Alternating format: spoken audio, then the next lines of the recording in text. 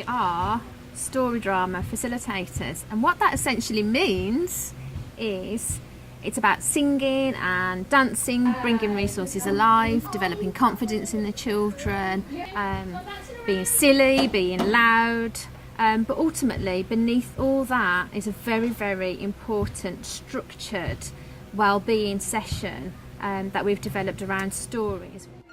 We have different programmes, so a programme has a theme. So for example, it could be set in the jungle, under the sea, in an enchanted forest. There's lots of different programmes that we offer, and within each of those it's broken down into sessions. So it could be 6 sessions, 4 sessions. Just one. If somebody asked us to write something in particular, then we would do that. We primarily focus on children aged 3 to 8 years. One of the reasons is that's the age group that we trained in as teachers. So professionally, we understand the needs of that age group, and educationally, we understand how the curriculum works and how to manage a group of children of that age. That's our professional experience. Our children are around this age as well. So we've started with that age group because we know how to pitch the stories, we know what children of that age enjoy.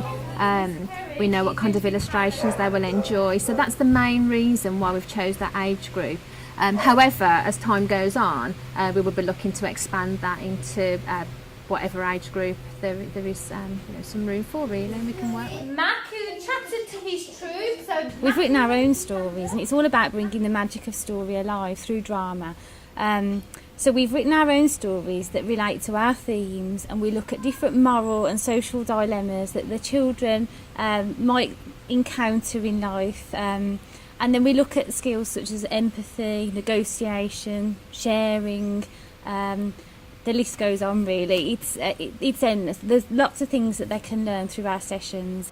Would you like to be judges with Paolo? And when we go round, when everybody's practising their talent, would you like to come round with us and give them compliments? Who knows what a compliment is? Nice. Your dancing was good. That's a good girl. Well done. That's a compliment. We've lifted those themes both from the early years curriculum, the national curriculum, and also lots and lots of research that we've looked at ourselves in what skills should an effective adult have developed in order to function well within relationships and to be able to make good decisions and to be able to hold down effective relationships and friendships as they move throughout their life as well, and how to have a good self-esteem and have good levels of confidence. Animal characters, it allows them to release their inhibitions more, be less inhibited, they can express themselves more. And we can have larger stereotypes then as well, can't we? So children can slip into that role without feeling that they're doing something wrong or judging somebody.